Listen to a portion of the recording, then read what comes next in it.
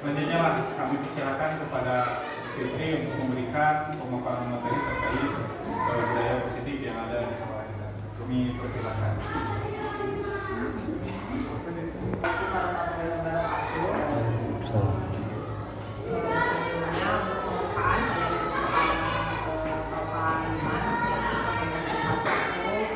Sebelumnya saya ucapkan terima kasih kepada Bapak Ibu semua yang telah bersedia untuk hadir pada acara pemaparan materi atau diseminasi aksi nyata modul 1.4 budaya positif di SDN 5 Ciledug. Sebelumnya Bapak Ibu mohon maaf saya berbicara di depan bukan untuk melangkahi Bapak Ibu semua, tapi ini seperti yang sudah tadi dipaparkan oleh Pak Iman bahwa untuk pemenuhan tugas daripada pendidikan guru penggerak yang sedang saya jalani. Baik Bapak Ibu, ini bukan materi baru, izinkan saya berdiri karena harus mengoperasikan. Ini bukan materi baru, sebelumnya sudah pernah kita paparkan ya di guru penggerak angkatan ke-7. Namun di sini saya ulas kembali materinya, yaitu dengan tema yang berbeda mungkin, yaitu tentang meningkatkan kompetensi profesionalisme guru melalui penerapan budaya positif di sekolah.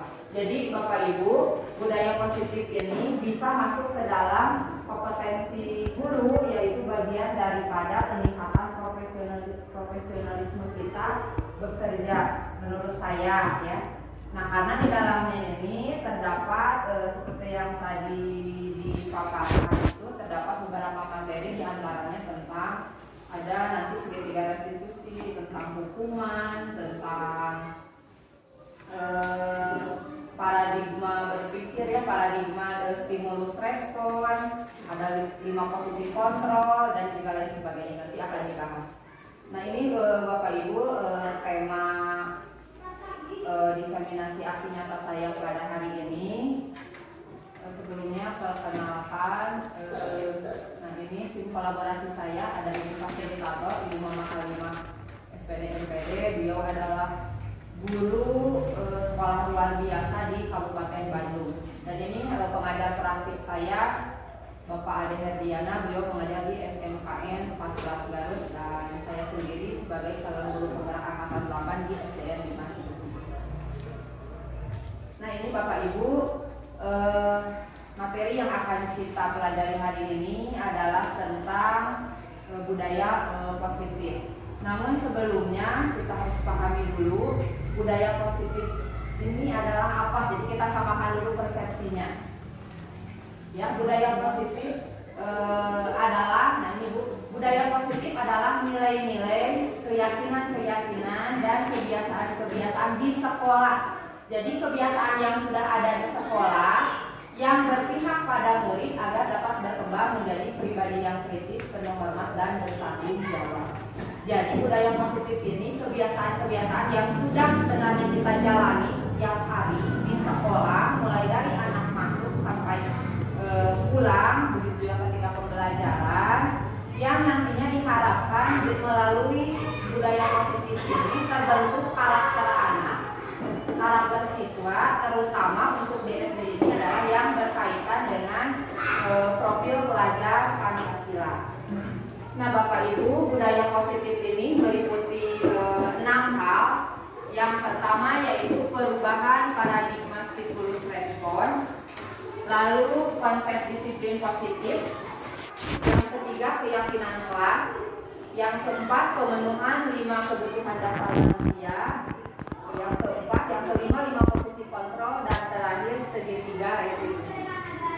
Ini mungkin sudah bukan mungkin lagi pernah dipaparkan oleh guru penggerak angkatan 7, dan harusnya ketika ada saya di angkatan 8 ini menjadi barometer sudah berjalan belum, seperti itu katanya Pak. Jadi antara angkatan ke-7 dengan angkatan ke-8 itu tidak boleh terputus ya, tidak boleh terpisah, tapi harus bersatu, berkolaborasi Jadi capaian angkatan 7 itu nanti dikonfirmasi ke angkatan 8 sudah berjalan atau belum. Nanti angkatan 8 mungkin di angkatan berikutnya jika ada yang lolos di sekolah ini.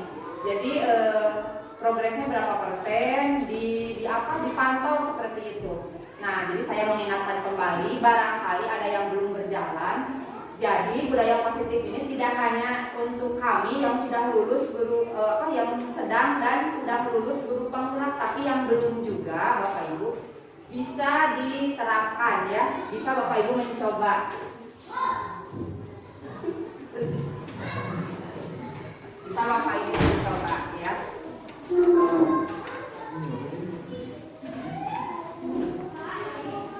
Sebelumnya ini sudah terpaham materinya, sekarang nah ini Bu. Di budaya positif ini ada yang dinamakan perubahan paradigma stimulus respon Bu. Jadi kata Stephen R. Covey ya dalam bukunya Principle Centered Leadership tahun 1991 mengatakan bahwa bila kita ingin membuat kemajuan perlahan, sedikit demi sedikit, ubahlah sikap atau perilaku Anda. Jadi dimulai dari diri dulu ya Bapak Ibu. Lalu selanjutnya, namun bila kita ingin memperbaiki cara-cara utama kita, maka kita perlu mengubah kerangka acuan kita. Yang selanjutnya, ubahlah bagaimana Anda melihat dunia, bagaimana Anda berpikir tentang manusia, ubahlah paradigma Anda, skema pemahaman, dan penjelasan aspek-aspek tertentu tentang realitas. Jadi singkatnya begini Bapak Ibu, sebelum kita mengaplikasikan budaya positif di sekolah, kita dulu yang harus merubah pola pikir kita, harus merubah minimal sikap atau perilaku ya, jika ingin ada kemajuan perlahan atau sedikit demi sedikit. Dan saya pun sedang berusaha ya Bapak Ibu, saya berdiri di sini bukan berarti saya sudah bisa, tapi saya juga masih berusaha dan sedang mencoba sedikit demi sedikit melakukan perubahan minimal di kelas saya terlebih dahulu seperti itu Bapak Ibu. Jadi kita mulai dari diri kita dulu, kita rubah mindset kita tentang sistem pengajaran di sekolah ini melalui paradigma stimulus respon. Yang selanjutnya, nah ini Bapak Ibu, jika sebelumnya dalam stimulus, jika semua realita itu kita sama, tapi dalam teori kontrol kita itu berbeda. Jadi jika sebelumnya Bapak Ibu memandang bahwa kebutuhan anak itu sama, ya. Nah, dalam teori kontrol kebutuhan anak itu berbeda. Misalkan kelas 1 kebutuhannya baca tulis, ya memang sama, tapi faktanya kan ada yang sudah membaca seperti itu ya Bu ya, ada yang sudah, ada yang belum. Akhirnya terjadi perbedaan di sini. Akhirnya berbeda seperti itu, padahal tujuannya sama. Lalu dalam stimulus respon di sini semua orang melihat ya hal yang sama, ya. Padahal menurut teori kontrol setiap orang memiliki gambaran yang berbeda. Seperti kita yang ada di sini semua pasti memiliki gambaran yang berbeda-beda tentang pendidikan guru penggerak ini, seperti itu. Lalu yang ketiga, kita mencoba mengubah orang agar berpandangan sama dengan kita. Dalam stimulus respon, kita biasanya menghendaki peserta didik untuk mengikuti sesuai dengan kemauan kita, seperti itu Bapak Ibu. Padahal menurut teori kontrol, kita berusaha memahami pandangan orang lain tentang dunia. Jadi jika kita memandang anak didik itu harus sama dengan kita, sekarang berbalik. Kita yang bertanya kepada peserta didik, kita yang merespon perilaku dari peserta didik, apa nih kebutuhannya peserta didik yang tersebut. Yang selanjutnya, dalam stimulus respon, perilaku buruk ini dilihat sebagai suatu kesalahan. Kadang kita melihat ketika anak berkelahi, itu adalah suatu kesalahan, perilaku buruk. Padahal menurut teori kontrol, semua perilaku ini memiliki tujuan. Jadi kita harus menggali apa tujuannya, kenapa sebabnya anak tersebut melakukan hal yang demikian, seperti itu. Lalu dalam stimulus respon, orang lain bisa mengontrol saya. Sedangkan dalam teori kontrol, hanya Anda yang bisa mengontrol diri Anda. Ini sudah pernah disimulasikan ya Pak, waktu itu masih ingat Bapak Ibu ketika menggenggam sesuatu yang sangat berharga di tangan kita, lalu seseorang mencoba untuk mengambilnya dan kita mempertahankan sesuatu yang berharga tersebut sedemikian kuat agar jangan sampai terambil atau lepas. Nah, itu yang dimaksud dengan ini, hanya Anda yang bisa mengontrol diri Anda. Jadi kita, apakah kita mau menyerahkan sesuatu tersebut atau kita mau mempertahankan, itu dalam teori kontrol. Terus dalam yang selanjutnya, saya bisa mengontrol orang lain. Kadang gitu ya, kita ke anak, saya bisa mengontrol orang lain, padahal kita tidak bisa.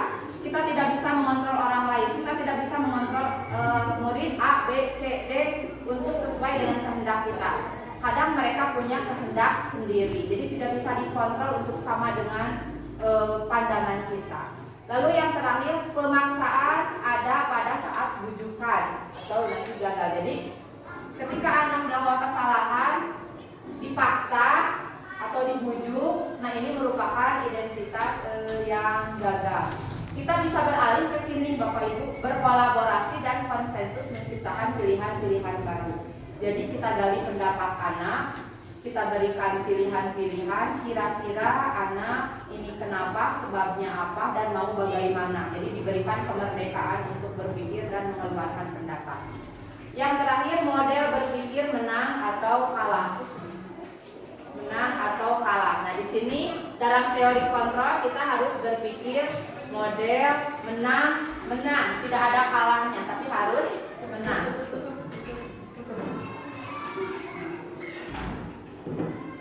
Yang selanjutnya, nah di sini Bapak Ibu ada yang dinamakan dengan disiplin positif dan nilai-nilai kebajikan universal.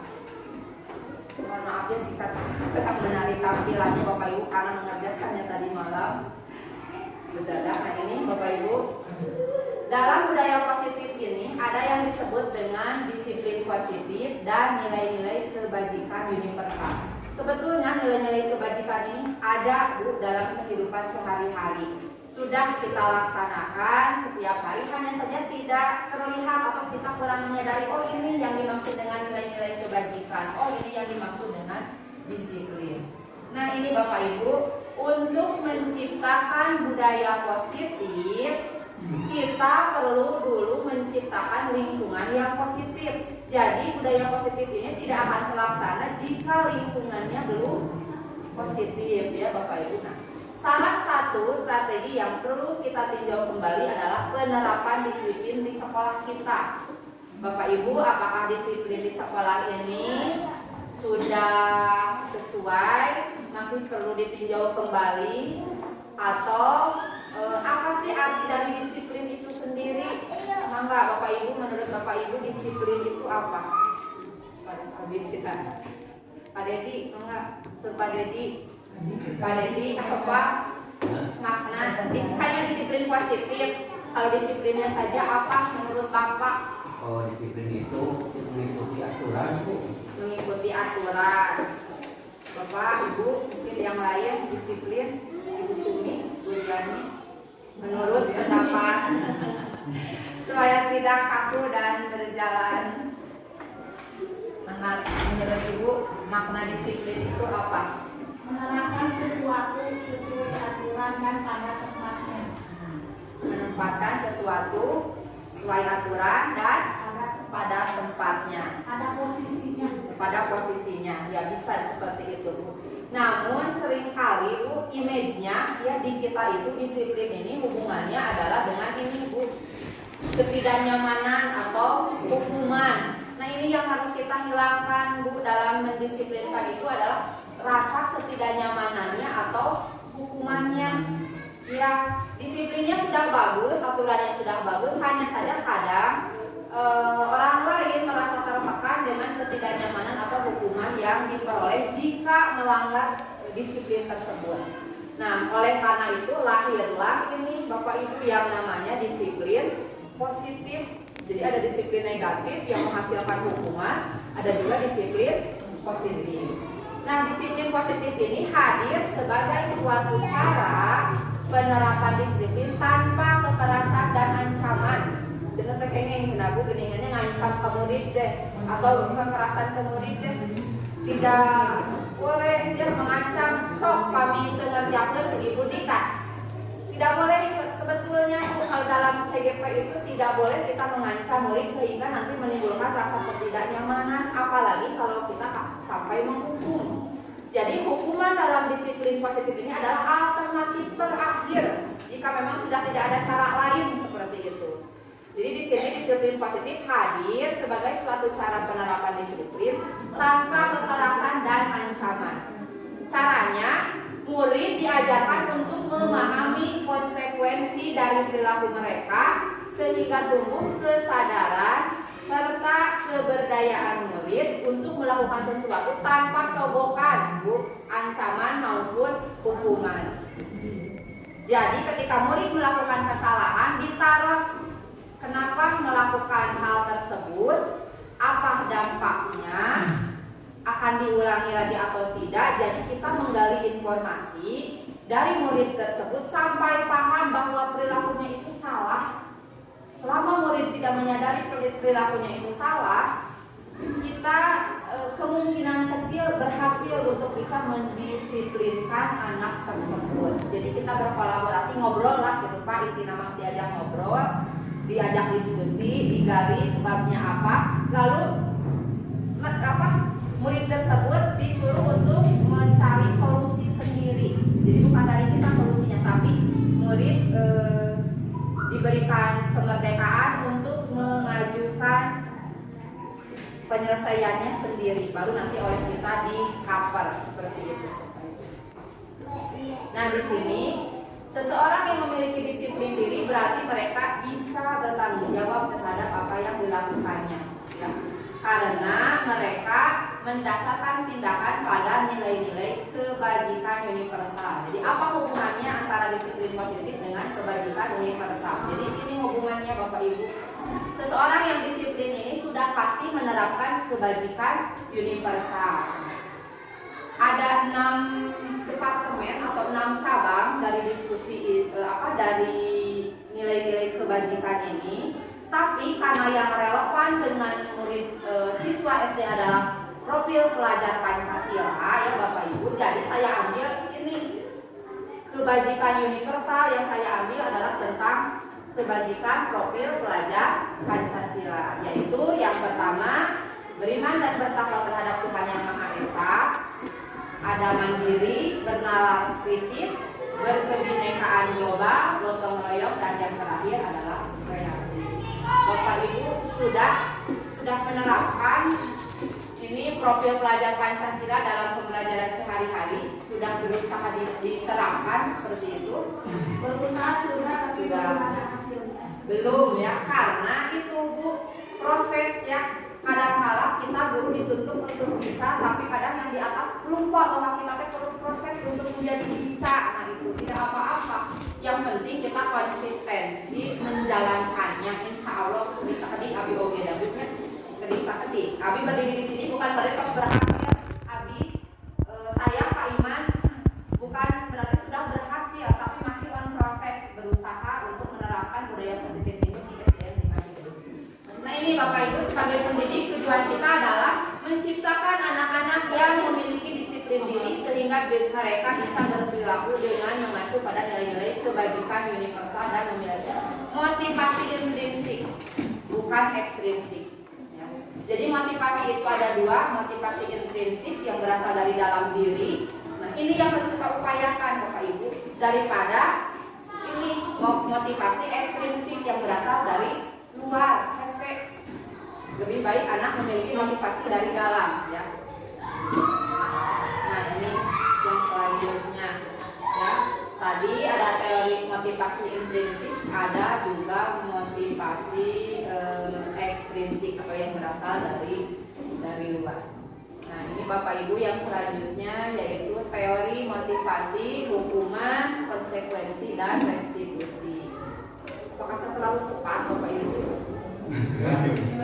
Terlalu cepat menyampaikan. Kalau perlu speaking dulu ya, Suami. Oke, yang selanjutnya Bapak Ibu ada yang dinamakan teori motivasi. Nah ini semuanya alhamdulillah yang saya rasakan di guru penggerak itu betul seperti kata-kata beda dan tidak pernah didapatkan dari materi perkuliahan, tidak ada. Semuanya benar-benar baru ya. Hanya sedikit mungkin yang saling berkaitan dengan materi kuliah ya. Nah ini Bapak Ibu, teori motivasi, hukuman, konsekuensi dan restitusi. Jadi nanti Bapak Ibu harus bisa membedakan mana motivasi, hukuman, apa bedanya dengan konsekuensi juga restitusi. Nah ini Bapak Ibu, menurut Dian Gosen dalam bukunya Restructuring School Discipline menyatakan ada tiga motivasi perilaku manusia. Yang pertama, biasanya kita disiplin itu untuk menghindari ketidaknyamanan atau hukuman. Anak itu kan yang disiplin karena sieun, karena takut menghindari ketidaknyamanan atau hukuman seperti itu. Lalu yang kedua, untuk mendapatkan imbalan atau penghargaan dari orang lain. Itu ya, teori motivasi yang kedua. Yang ketiga, untuk menjadi orang yang mereka inginkan dan menghargai diri sendiri dengan nilai-nilai yang mereka percaya. Kita tinggal posisikan saja ya, sebelum ke anak, kita ada di posisi mana? Kita dulu Bapak Ibu. Kita ada di posisi mana? Kadang kaki ayah diri di hiji ya, ini karena takut dihukum ketidaknyamanan. Yang kedua, nah untuk mendapatkan imbalan atau penghargaan, dia tidak menutup kemungkinan ya punya Abi ikutan guru penggerak karena sertifikat guru penggerak, nah berarti kan berharap mendapatkan imbalan ya, seperti itu. Yang ketiga, nah ini yang paling mungkin dianjurkan, kita melakukan sesuatu itu adalah untuk menjadi orang yang mereka inginkan dan menghargai diri sendiri dengan nilai-nilai yang mereka percaya. Ini yang perlu kita upayakan. Jadi ada tiga teori motivasi itu. Ada yang berasal dari luar, sepertinya ini poin 1 dan kedua ini berasal dari luar atau motivasi ekstrinsik. Dan yang ketiga ini motivasi dari dalam atau motivasi intrinsik. Next, selanjutnya Bapak Ibu. Nah di sini Bapak Ibu ada perbedaan hukuman, konsekuensi dan juga restitusi. Jadi Bapak Ibu, kalau mau mendisiplinkan anak, kita coba, siapa tahu memang ini adalah solusi dari permasalahan kita yang ada di sekolah atau tentang kenakalan-kenakalan anak yang ada di sekolah. Kita coba dulu terapkan, siapa tahu ini berhasil jika kita terbiasa konsistensi melakukannya. Jadi sebelum mendisiplinkan anak, kita harus paham dulu Bu, apa itu hukuman, apa bedanya dengan konsekuensi, dan apa itu restitusi. Saya, Pak Iman, pasti sedang menerapkan ini restitusi dan menghindari ini ya. Pasti untuk di kelas yang sekarang tahun ajaran. Jadi Bu, disiplin dalam bentuk hukuman ini bersifat tidak terencana atau tiba-tiba. Anak melakukan kesalahan, misalkan cibir, Pak, cabol, itu kan tidak boleh, tidak terencana, jadi secara tiba-tiba atau ditatihkan di payun, diberdirikan, dijueng misalkan, itu tidak boleh Bapak Ibu. Sebab ini, nah di sini hukumannya bersifat satu arah, hanya berasal dari kita, ya. Jadi pihak guru yang memberikan dan murid hanya menerima suatu hukuman. Jadi murid tidak diberikan kesempatan untuk mengeluarkan pendapatnya, tidak. Murid salah langsung dihukum. Jadi satu arah, hanya berasal dari kita.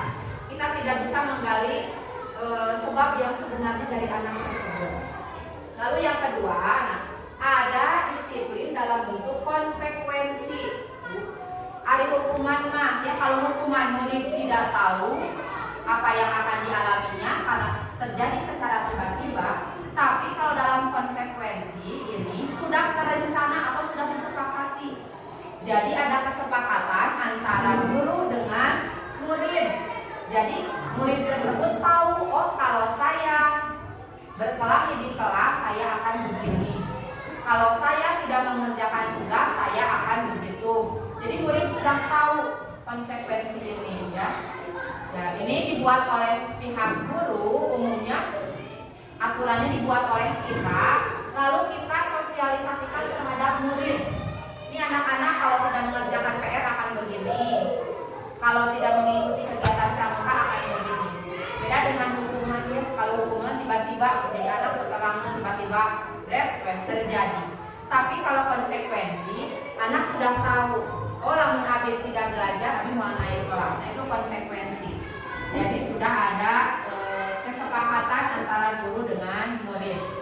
ini sifatnya bagi murid masih tidak mengenakan ya, masih tidak mengenakan. Nah, ini yang terakhir. Yang terakhir ada yang namanya restitusi. Mungkin ini terdengar baru, bagi saya juga sama. Ini baru dapat gambaran sekilas setelah saya juga mengikuti aksi nyata waktu di angkatan 7. Oh, sepertinya menarik ya restitusi ini, dan ternyata benar setelah dipelajari ini sangat menarik Bapak Ibu. Insya Allah mungkin dengan cara ini kita bisa menangani setiap masalah perilaku anak ya. Nah, di sini restitusi itu apa? Restitusi adalah proses menciptakan kondisi bagi murid untuk memperbaiki kesalahan mereka sehingga mereka bisa kembali pada kelompok mereka dengan karakter yang lebih kuat. Ini menurut Gosser ya, menurut ahli. Restitusi juga merupakan proses kolaboratif yang mengajarkan murid untuk mencari solusi untuk masalah mereka dan membantu murid-murid berpikir tentang orang seperti apa yang mereka inginkan dan bagaimana mereka harus memperlakukan orang. Jadi begini Bapak Ibu, kemarin saya sudah coba terapkan restitusi ini pada tugas demonstrasi kontekstual ya. Jadi ketika murid melakukan kesalahan Pak, berantem misalnya, bolos wae, tidak hadir ke sekolah. Nah, kita ajak bicara murid tersebut. Kita jangan dulu memberikan alternatif solusi yang memecahkan masalah. Jangan dari kita dulu, tapi harus anak tersebut diberi kesempatan pertama untuk mengungkapkan apa sebabnya bolos sekolah atau sering tidak hadir ke sekolah itu apa sebabnya.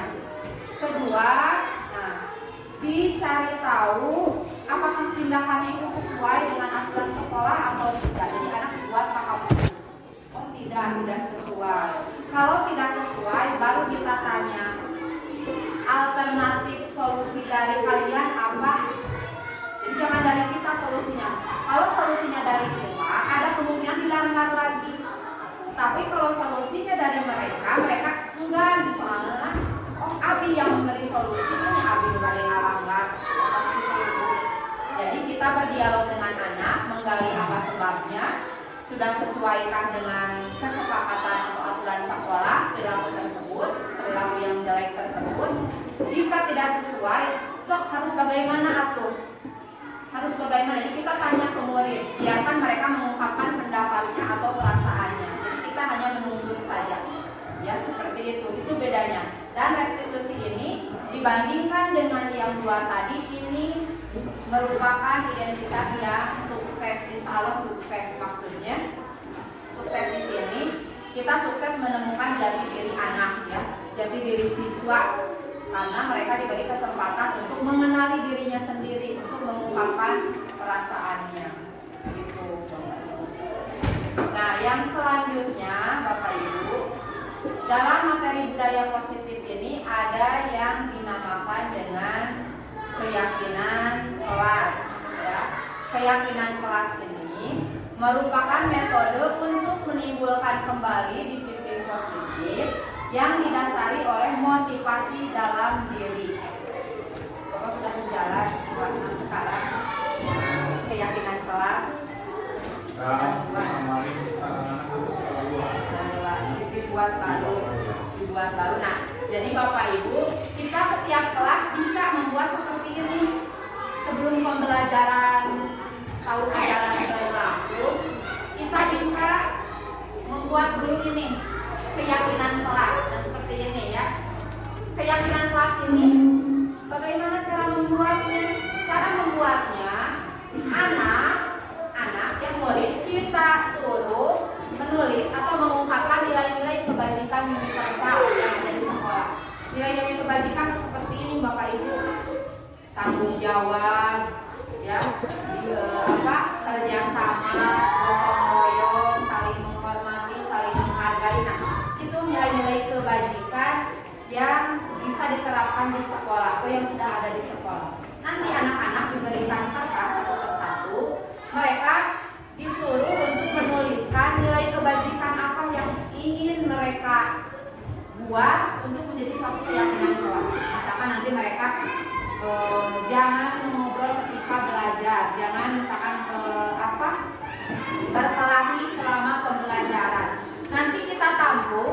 guru dengan murid, kita tampung, lalu disepakati bersama-sama. Setelah disepakati bersama-sama, dibuat menjadi kalimat yang positif. Jadi dari siswa, di kelas ditampung, setelah ditampung, disepakati, dibuat kalimat positifnya. Nah, ini contoh keyakinan kelas 5 misalkan ya, keyakinan kelas saya. Di kelas saya, siswa dan guru, ini bukan lagi siswa, tapi siswa dan guru selalu bersikap positif. Jadi bukan hanya siswa yang harus taat di sini, guru juga harus. Karena di sini kesepakatan bersama-sama. Lalu senantiasa menjadi diri terbaik. Setiap hari datang ke sekolah itu anak-anak dimotivasi oleh saya untuk apa sih datang ke sekolah, hari ini saya untuk ngobrol, main, itu mah datang ke rumah tidak mendapat apa-apa kan rugi waktu, rugi materi, uang jajan. Jadi niatkan dari dalam hati datang ke sekolah itu untuk mencari ilmu. Datang seperti gelas kosong dan pulang seperti gelas yang sudah terisi oleh air. Nah, seringkali dimotivasi seperti itu Bapak Ibu. Lalu dalam keyakinan kelas 5 yang lain juga, saya dan murid saya percaya dan menghormati orang lain serta barang miliknya. Jadi kita tidak boleh mengambil barang yang bukan hak kita. Lalu berkomitmen terhadap setiap tugas, baik dari tugas ulangan, tugas PR. Karena sudah menjadi keyakinan kelas ini, anak pasti mengerjakan, ya, pasti mengerjakan dan senantiasa saling membantu. Bapak Ibu juga bisa membuat keyakinan kelas seperti ini, tergantung bagaimana kesepakatannya dengan murid. Nanti ketika ada perilaku anak yang tidak sesuai, kita kembalikan ke sini. Misalkan ya, anak tersebut berkelahi. Nanti kita tanya apakah perilaku berkelahi itu sudah sesuai dengan ini, dengan keyakinan kelas yang ketiga, seperti itu. Nanti kita tanya ya.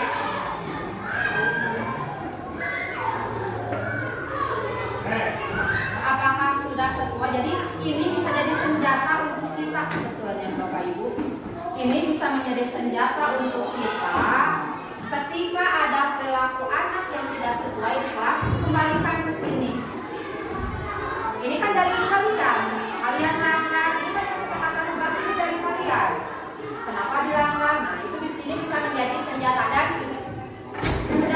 sedang saya coba di kelas saya saat ini. Alhamdulillah lumayan terkontrol setiap hari ya. Jika ini, jadi setiap ada yang berulang, ingat keyakinan kelasnya kemarin lawan cikin ibu. Kamu anu. Jadi terkontrol sikap anak ini terkontrol. Nah ini yang selanjutnya Bapak Ibu tadi disiplin positif sudah, nilai-nilai kebajikan sudah, lalu hukuman sudah, ya. Nah materi yang selanjutnya ini Bapak Ibu.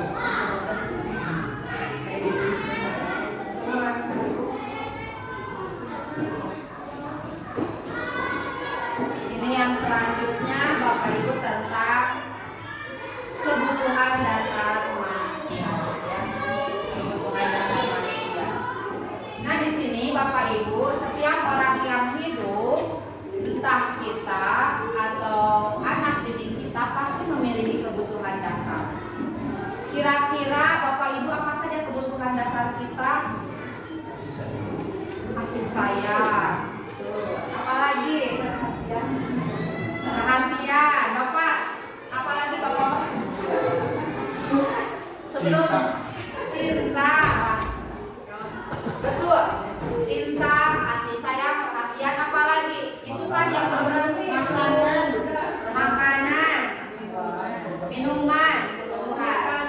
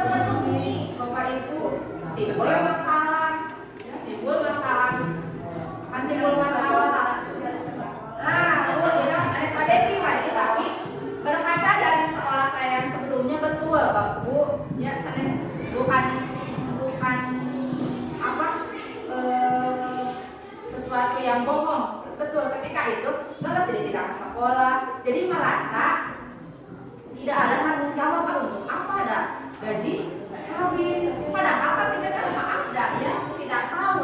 Jadi mungkin ada itu di manajemen keuangan keluarga kuncinya yang akan mungkin ya. Kalau saya begitu Pak, jadi ada, kalau saya di rumah punya dompet disiplin namanya. Dompet disiplin, betul-betul cici saya pakai ABCD, betul-betul mana dompet disiplin namanya. Pagel abi mapa kami ini ada sisanya, itu juga sisanya pagel. Kalau untuk AA abi mah, untuk PP kadang orang lain misalnya tiba-tiba ke ayam berarti untuk ABCD ya sudah dianggarkan, tapi hanya 70% yang benar terrealisasi seperti itu Bu. Ada yang lebih disiplin, dompet disiplin untuk 30 hari isinya 30 slot, kadang-kadang sesuai, kadang-kadang tidak. Kadang-kadang tidak, kadang untuk apa Bu, misalkan untuk gas, kadang ya terbawa oleh membuat media benefit itu sami habis. Kadang disiplinnya tidak sesuai seperti itu. Nah di sini Bapak Ibu kembali ke materi ya. Betul. Ketika kita melakukan sesuatu, sebetulnya kita ingin mendapatkan pemenuhan kebutuhan dasar. Sama seperti murid Bapak Ibu di sini, jika seseorang murid melakukan suatu perbuatan yang bertentangan dengan nilai-nilai kebajikan atau melanggar peraturan, hal itu sebenarnya dikarenakan mereka gagal menemukan kebutuhan mereka.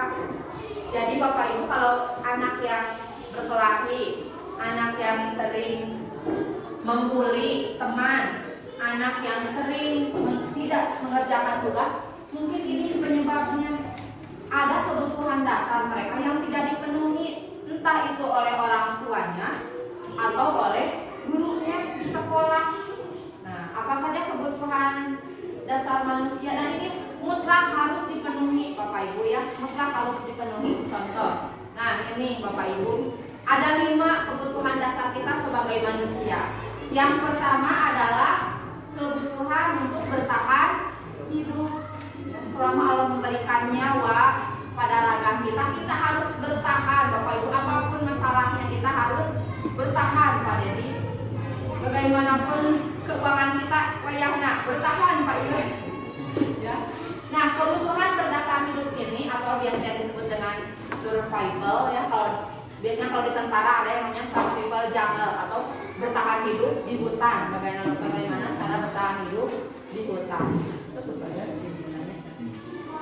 Kebutuhan bertahan hidup itu adalah kebutuhan yang bersifat fisiologis Bu, sifatnya fisik. Contohnya, kita butuh akan kesehatan, butuh akan rumah ya Bapak Ibu, butuh akan makanan. Nah itu termasuk kebutuhan biologis juga adalah kebutuhan untuk mempertahankan hidup ya. Kebutuhan biologis di sini yang berkaitannya dengan proses reproduksi ya, untuk mempertahankan hidup, sama itu juga ya. Nah lalu ada juga tadi yang diutarakan oleh Pak Iman, ada kebutuhan akan kasih sayang dan rasa diterima. Jadi kalau ada murid yang tantrum atau mencari-cari perhatian, mungkin ininya Pak tidak terpenuhi oleh kita ya. Jadi kebutuhan kasih sayangnya dan rasa diterimanya tidak terpenuhi sehingga mereka mencari-cari perhatian kita. Contohnya mengganggu teman, jalan-jalan, hadir. Nah, kemungkinan mereka ini butuh kasih sayang Bapak Ibu, atau rasa diterima. Bapak Ibu pernah menemukan murid yang tidak bisa berbaur dengan anak yang lainnya, sendiri di ujung, ya, sendiri sudah berusaha dibaurkan juga. Susah ya. Mungkin anak tersebut ini Bu, jadi mereka itu punya rasa ditolak, sementara kebutuhan dasarnya ingin diterima. Mereka itu diterima dalam suatu kelompok atau suatu kelas ya. Nah, kebutuhan untuk disayangi dan diterima ini meliputi kebutuhan akan hubungan dan koneksi sosial. Jadi ada hubungannya dengan orang lain. Kebutuhan untuk memberi dan menerima kasih sayang, dan kebutuhan untuk merasa menjadi bagian dari suatu kelompok. Jadi coba kita baurkan saja, ya. Yakin anak yang penyendiri itu pasti di sini ada di kelas 4 Gaya, sepertinya ini padahal kami menerima, tapi mungkin ketika digali ya memang saya ibu bapaknya di bumi teh. Setelah ngobrol ternyata tidak ada orang tuanya, nah mungkin ini anak tersebut gagal di sini. Sarang saham dia sarang nenek, ya berarti tidak full mendapatkan kasih sayang dari ayah dan ibu. Lalu kebutuhan yang ketiga, nah ini ibu ada yang dinamakan kebutuhan penguasaan. Ibu pernah melihat murid yang ikhlas seperti raja, seperti itu, kalau itu, jadi merasa lebih daripada teman-teman yang lainnya. Nah, mereka ini butuh ini, Bapak Ibu. Jadi mereka itu kebutuhan ini berhubungan dengan kekuatan untuk mencapai sesuatu, menjadi kompeten, menjadi terampil, diakui atas prestasi dan keterampilan kita. Jadi anak tersebut bisa jadi berpuasa nanti karena punya keterampilan, merasa lebih bisa daripada yang lain, akhirnya berpuasa di kelas itu karena merasa lebih bisa dari teman-temannya. Atau kebutuhan ini meliputi keinginan untuk dianggap berharga, bisa membuat perbedaan, bisa membuat pencapaian kompeten diakui atau dihormati, ya. Nah itu jadi kalau ada anak di kelas yang ngaraja, kemungkinan ini dia butuh penguasaan. Tinggal kita arahkan saja, jadi pemimpin biasanya, ya, jadi KM, jadi seksi keamanan, atau jadi kita berikan kepercayaan kepada dia untuk mengelola kelas, ya. Kalau tipe muridnya yang butuh penguasaan. Yang selanjutnya yaitu kebutuhan akan kebebasan, Bapak Ibu. Kebutuhan untuk bebas adalah kebutuhan akan kemandirian, otonomi, memiliki pilihan dan mampu mengendalikan arah hidup seseorang. Jadi begini, ketika sekolah memiliki aturan tapi ada yang melanggar, nah ini Bu, karena 5 kebutuhan dasar ini. Jadi adanya kebutuhan untuk bebas, untuk mengekspresikan siapa dirinya, ya. Nah, anak-anak dengan kebutuhan kebebasan yang tinggi menginginkan pilihan, mereka perlu banyak bergerak, suka mencoba-coba, tidak terlalu terpengaruh orang lain dan senang mencoba hal baru. Sebetulnya sudah bagus, tinggal kita arahkan saja. Dalam pembelajaran juga seperti itu. Untuk anak yang butuh penguasaan bisa dijadikan menjadi ketua kelompok. Untuk anak yang butuh kebebasan kita sediakan lebih banyak LK, ya, LK, atau kita variasikan pembelajaran kita dalam bentuk LKS yang menstimulus gerak mereka sehingga terpenuhi kebutuhan kebebasannya. Yang selanjutnya, nah ini kebutuhan akan kesenangan. Bapak jangan bingung terus, kita butuh kesenangan, ya. Kita butuh akan kesenangan. Kebutuhan akan kesenangan adalah kebutuhan untuk mencari kesenangan bermain dan tertawa. Bu Ali tertawa, ya. Perlu ya Bu ya, kita tertawa. Perlu tertawa. Bayangkan hidup tanpa kenikmatan apapun betapa menyedihkan. Jadi kita syukuri Bapak Ibu, kita masih diberi kesehatan, masih bisa berkumpul di sini, menikmati pekerjaan ini. Karena bagaimanapun juga pekerjaan kita ini adalah pekerjaan yang diinginkan oleh banyak orang, ya. Jadi kita mulai senangi, mulai cintai pekerjaan kita, Bapak Ibu. Nah, anak-anak dengan kebutuhan dasar kesenangan yang tinggi biasanya ingin menikmati apa yang dilakukan. Mereka juga bisa berkonsentrasi tinggi saat mengerjakan hal yang disenangi. Ya, Bapak Ibu, dari 5 kebutuhan dasar tadi, jika anak yang anak yang bermasalah, kita tinggal lihat anak ini kebutuhan dasarnya apa yang tidak terpenuhinya. Apakah kebutuhan bertahan hidup, kebutuhan akan kesenangan, kebutuhan penguasaannya, ya, kebutuhan kasih sayangnya, atau kebutuhan kebebasannya. Ya, jadi kita sebagai pendidik mengupayakan agar peserta didik ini bisa memenuhi setiap kebutuhan hidupnya. Seperti itu, Bapak. Sampai sini ada yang ditanyakan, Pak? Ada yang mau ditanyakan? Bisa dipahami? Baik, Bapak Ibu, dilanjut, ya. Nah, ini Bapak Ibu, materi yang selanjutnya dalam budaya positif ini ada yang dinamakan dengan 5 posisi kontrol. Tadi sudah dipaparkan sebelumnya ketika pembukaan bahwa kita sebagai guru akan menempatkan posisi kita pada kontrol yang mana. Bapak bisa memilih. Bapak mau menjadi seorang pembuku, mau menjadi seorang teman, ya. Bapak mau menjadi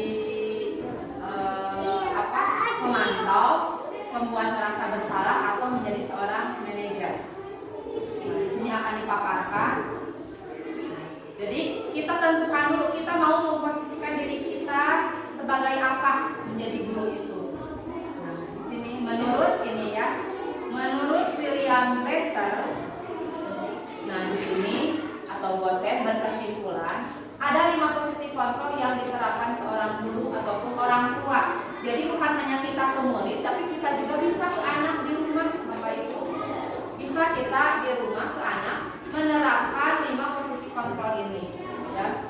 Yang pertama, posisi kontrol sebagai penghukum.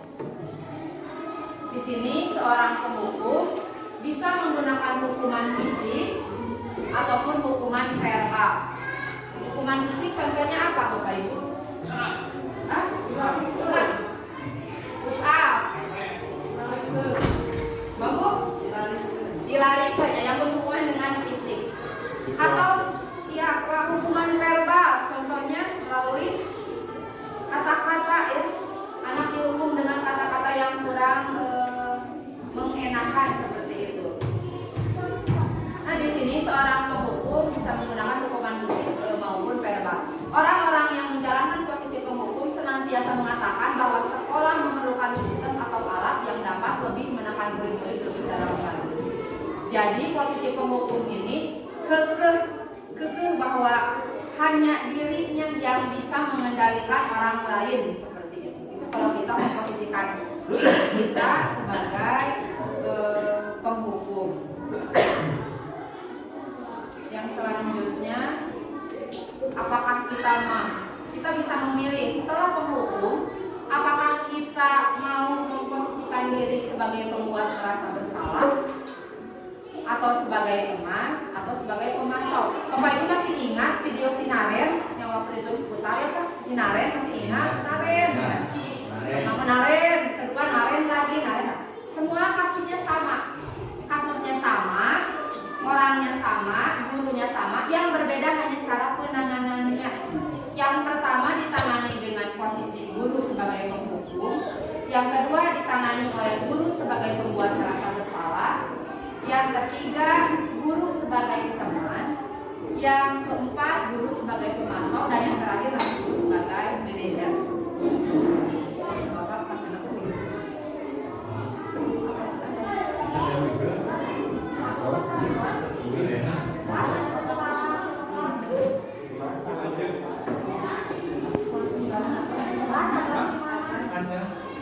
dilanjut ya Bapak Ibu. Nah, ini jika kita memposisikan diri kita sebagai pembuat rasa bersalah, biasanya guru akan bersuara lebih lembut.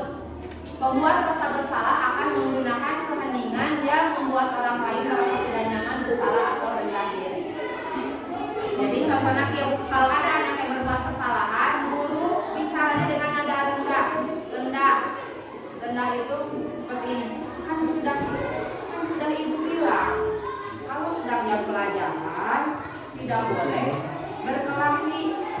Kenapa masih berkelahi? Nah, kita rendahkan suara kita sehingga timbul dalam diri anak ini rasa bersalah, Bapak Ibu ya, rasa bersalah. Atau kita akan memposisikan diri kita sebagai teman.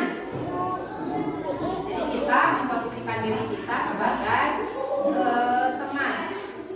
Guru pada posisi ini tidak akan menyakiti murid, namun akan tetap berupaya mengontrol melalui persuasi. Nah, Bapak Ibu, posisi teman pada guru ini bisa bersikap negatif, bisa juga bersifat positif. Negatifnya di mana? Nah, ketika kita menjadi teman untuk murid, kemungkinan akan hilang rasa hormat dari murid tersebut terhadap kita. Kalau kita memposisikan diri sebagai teman atau rencangan anak, ya. Tapi bisa juga bersifat positif.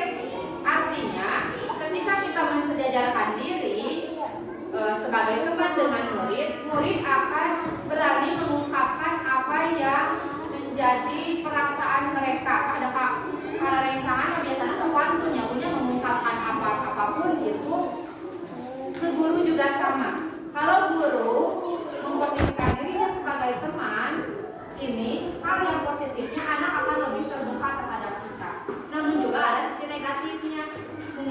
kita akan kehilangan rasa hormat karena terlalu akrab seperti itu. Posisi yang keempat yaitu posisi guru sebagai pemantau. Memantau berarti mengawasi. Pada saat kita mengawasi, kita bertanggung jawab atas perilaku orang-orang yang kita awasi. Jadi posisi pemantau ini kita hanya memantau saja. Murid mengerjakan tugas tidak, murid hadir ke sekolah tidak, murid saat jam istirahat sudah berada di kelas semua atau tidak. Di sini dengan menggunakan sanksi atau konsekuensi kita dapat memisahkan hubungan pribadi kita dengan murid sebagai seseorang yang menjalankan posisi pemantau. Jadi kita memantau apabila anak tersebut melakukan kesalahan kita luruskan. Ya, di sini posisi kita hanya memantau saja. Ya. Tidak berinteraksi sebagai teman, tidak juga membuat anak merasa bersalah. Jadi diam saja guru, memantau sudah saja. Ya, ini yang terakhir, Bu. Yang terakhir adalah posisi guru sebagai manajer. Ya. Ini yang perlu kita coba dari sekarang. Jadi pada posisi manajer ini, guru berbuat sesuatu bersama dengan murid, mempersilahkan murid mempertanggungjawabkan perilakunya, mendukung murid agar dapat menemukan solusi atas permasalahannya sendiri. Jadi begini Bu, jika yang pertama kita menghukum, kedua sebagai teman, sebagai apa?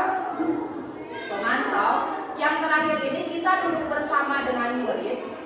Kita duduk bersama dengan murid, lalu kita mendukung. Kita posisikan diri kita mendukung murid. Jadi kalau anak tersebut salah, meskipun perilakunya itu salah, jangan langsung divonis salah. Jangan langsung divonis, oh begitu, itu tepat, tidak, jangan dulu ke situ. Jadi kalau posisi manajer ini, kita dukung dulu murid. Dukung di sini adalah didukung agar dapat menemukan solusi atas permasalahannya. Kita duduk bersama dengan murid, dukung, tenangkan. Setelah itu kita ajak bicara. Kita ajak bicara seperti tadi. Kenapa hal tersebut bisa terjadi? Apa penyebabnya? Bagaimana solusinya? Atau bagaimana solusinya? Ibu mau memasukkan solusi sebab yang punya masalah adalah kalian. Jadi kalian sendiri yang harus berusaha membuat solusinya. Kalau solusinya dari kita, nah ya, kemungkinan dilanggar lagi. Tapi kalau solusinya dari murid, mereka akan mencoba mempertahankan agar jangan sampai melanggar hal tersebut lagi.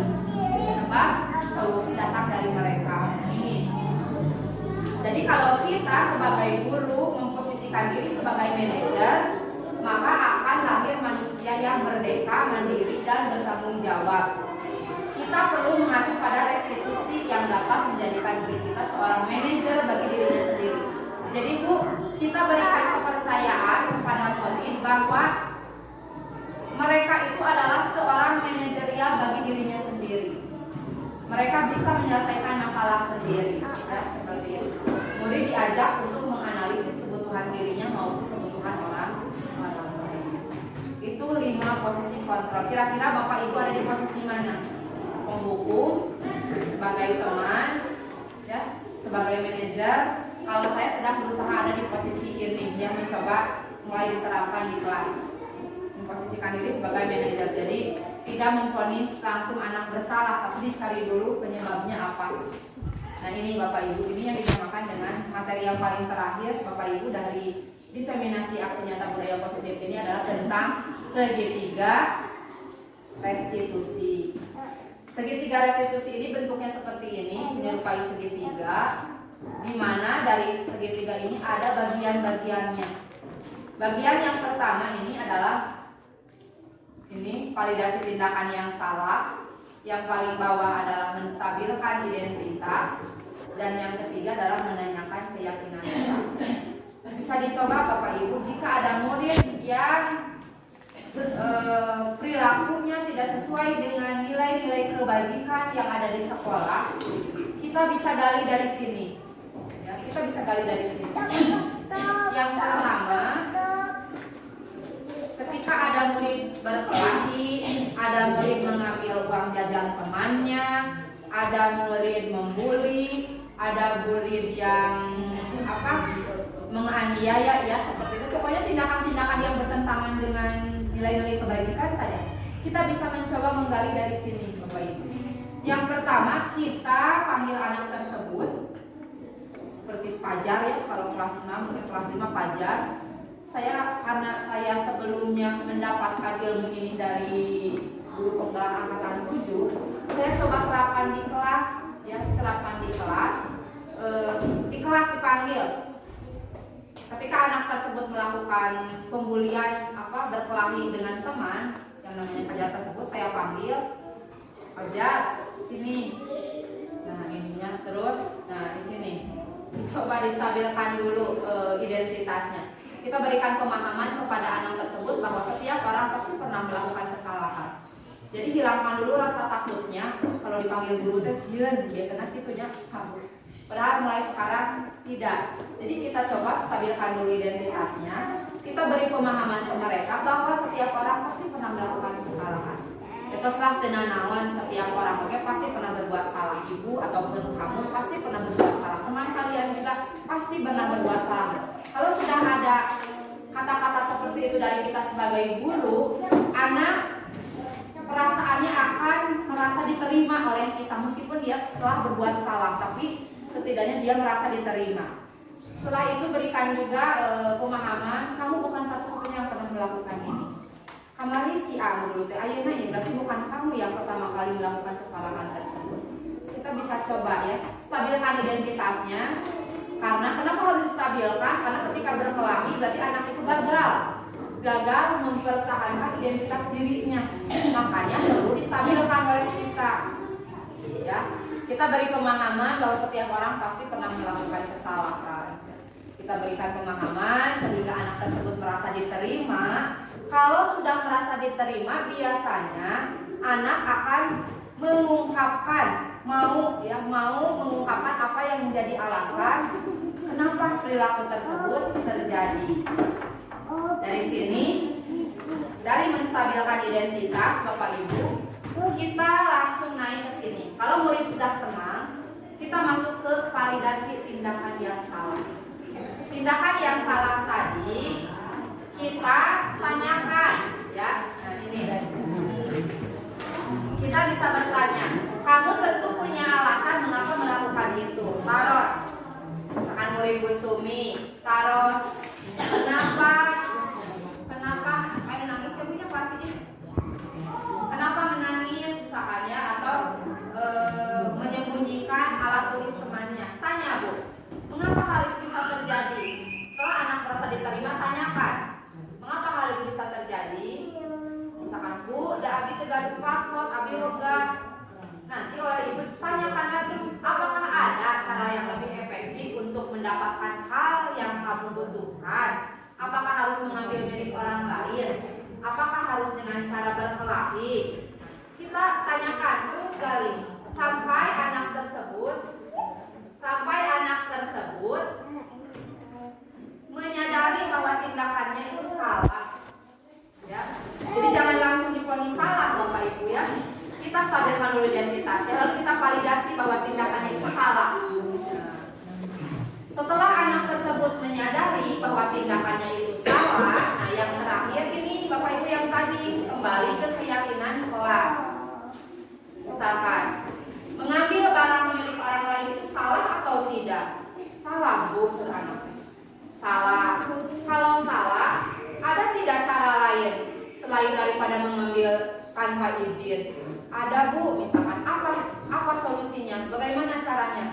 Meminta izin terlebih dahulu. Nah itu diapresiasi Bapak Ibu ya. Karena apa? Anak sudah memberikan solusi atas permasalahannya sendiri. Setelah itu nanti kita ini Fajar, apakah mengambil pensil orang lain itu sudah sesuai dengan kesepakatan kelas? Apakah keyakinan kelas yang kita buat? Keyakinan kelas yang tadi Bu yang sudah dibuat sebelumnya? Belum Bu. Nah kalau belum lalu bagaimana? Kamu ingin menjadi orang yang seperti apa tuh? Kalau kamu tidak bisa menjalankan keyakinan kelas atau kesepakatan kelas yang sudah dibuat, mah kita tanya, kamu melakukan itu karena kamu ingin menjadi apa? Tanyakan, bisa dicoba seru.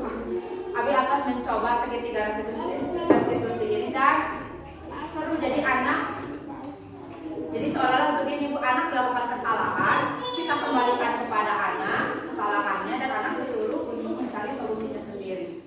Jadi anak diberikan kesempatan untuk merdeka dirinya sebelum bersikap sesuai dengan apa yang mereka inginkan, tapi dalam koridor pengawasan kita. Nah, ini Bapak Ibu, segitiga restitusi ini bentuknya seperti ini, berbentuk segitiga, di mana tiap-tiap segitiga ini ada tindakan yang harus dijalani.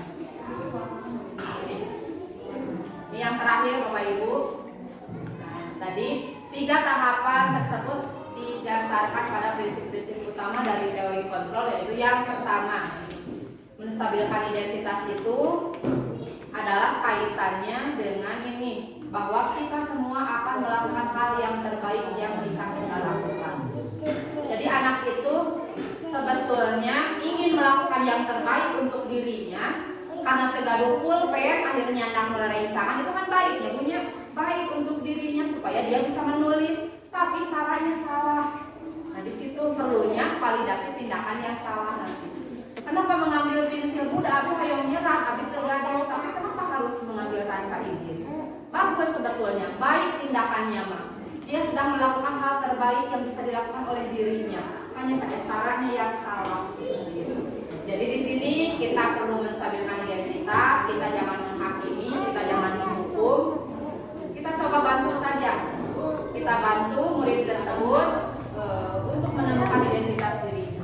Yang selanjutnya validasi tindakan yang salah atau validate the misbehavior yang seperti itu. Di sini menurut teori kontrol semua perilaku manusia memiliki alasan. Kita tanyakan alasannya apa, mengapa berbuat demikian, dan ini harus terungkap ya kalau mau menemukan solusi. Yang terakhir menanyakan keyakinan, the belief adalah kepercayaan.